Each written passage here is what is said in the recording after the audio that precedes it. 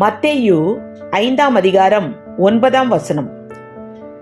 சமாதானம் பண்ணுகிறவர்கள் பாக்கியவான்கள், அவர்கள் தேவனுடைய புத்திரர் எனப்படுவார்கள்.